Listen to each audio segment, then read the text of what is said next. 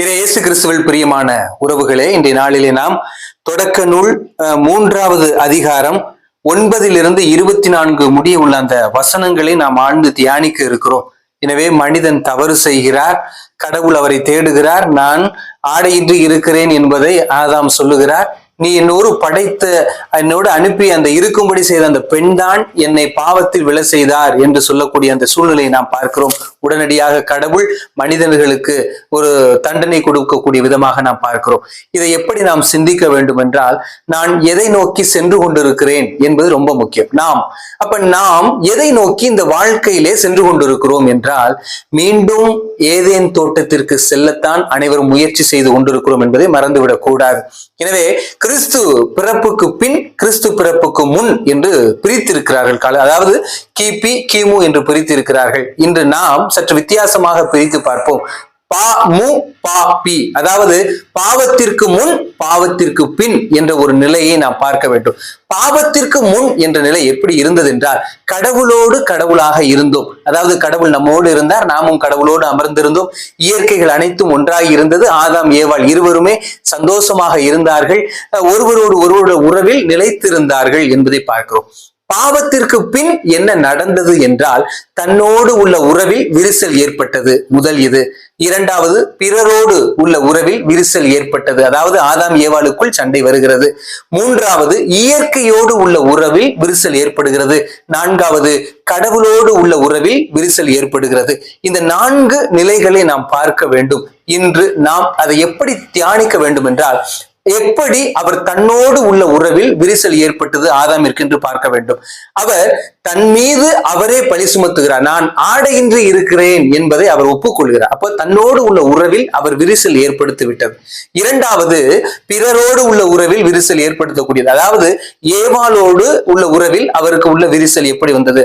முன்னொரு காலத்துல எல்லாம் கிராமங்கள்ல இருந்து திருமணம் செய்து கொடுத்தா, மனைவி ஏதாவது தவறு செய்து விட்டால் உடனடியாக மனைவியுடைய தந்தைக்கு தொலைபேசி மூலமா அழைப்பு கொடுத்து, உங்க மக தப்பு செஞ்சிருச்சு, வந்து கூட்டிட்டு போங்க, உங்க மகளை வச்சுக்கிட்டு என்னால வாழ முடியாது அப்படின்னு சொல்லுவாங்க.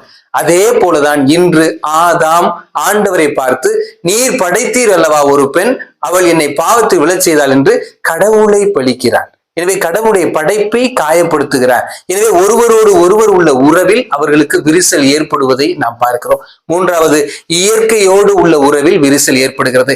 ஆண்டவர், நீ எல்லா மரத்தின் கனிகளையும் உண்ணு, ஆனா நடுவில் ஒரு கனி இருக்கும், அதை உண்ணாதே என்று சொல்லுகிறார். ஆனால் மற்ற இயற்கையான அந்த நேர்மறையான இயற்கைகளை விட்டுவிட்டு எதிர்மறையான இயற்கைக்கு சென்று அந்த கனியை புசிப்பதனால் அவர் இயற்கையோடு தன்னுடைய உறவை பாழ்படுத்திக் கொள்கிறார்.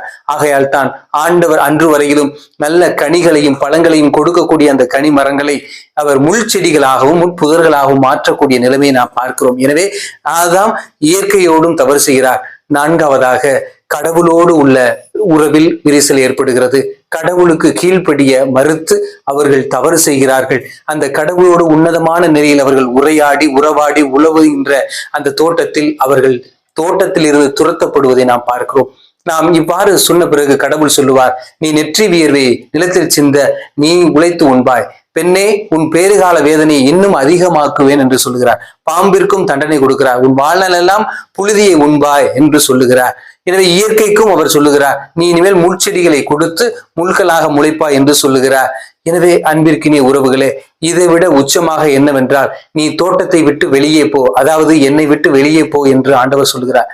இதனுடைய உச்ச தண்டனை யாருக்கென்றால், கடவுள் அவருக்கே தண்டனை கொடுத்து கொள்ளக்கூடிய விதமாகத்தான் இருப்பதாக நாம் பார்க்க வேண்டும். எனவே கடவுள் தன்னையே தண்டிப்பதாக பார்க்க வேண்டும். ஏனென்றால் அவர் ஒவ்வொன்றையும் படைக்கும் போது நல்லது என கண்டார், நல்லது என கண்டார் நம்ம வாசிக்கிறோம். ஆனா இப்ப அவருடைய நிலைமையை நாம் பார்த்தால் அவர் என்ன நினைத்து இருப்பார்? நான் ஏன் நல்லதுன்னு கண்டேன் கேள்வி கேட்பாரா இல்லையா என்பதை பார்க்க வேண்டும். எனவே நம்முடைய வாழ்வில் இந்த 4 வகையான கட்டங்களை நினைத்து பார்க்க வேண்டும். என்னோடு உள்ள உறவில் நான் எப்படி இருக்கிறேன்? அதாவது பாவத்திற்கு முன் பாவத்திற்கு பின் என்று பிரித்தோம். பாவத்திற்கு முன் இருந்த அந்த வாழ்க்கையைத்தான் இப்பொழுது நாம் தேடி இந்த மண்ணுலகிலே நாம் பிறந்திருக்கிறோம். அந்த உலகத்திற்கு நாம் போக வேண்டும், அந்த தோட்டத்தில் நானும் கடவுளோடு உரையாட வேண்டும், உறவாட வேண்டும் என்று காத்திருப்பதை நாம் பார்க்கிறோம். எனவே பாவத்திற்கு பின் இருக்கக்கூடிய இந்த நிலையை களைய நாம் என்ன முயற்சி செய்கிறோம்? 4 வழிகளில் முயற்சி செய்ய வேண்டும். 1, நம்மோடு நாமே நல்ல உறவில் இருக்க வேண்டும். எனவே நான் பிறரை பற்றி இல்லாது பொல்லாது பொறாமைப்படக்கூடிய சூழ்நிலை, போட்டி போடக்கூடிய சூழ்நிலை, பிறரை அழிக்கக்கூடிய அந்த எண்ணம், தீய வஞ்சகம் கொண்ட அந்த உள்ளம் இல்லாமல் நாம் நம்மளோடு நம்மை அன்பு செய்யணும். அதனால்தான் கடவுள் 2வது கட்டளை அழகாக கொடுக்கிறார். உன்னை அன்பு செய்வது போல் நீ பிறரை அன்பு செய் என்று சொல்கிறார்.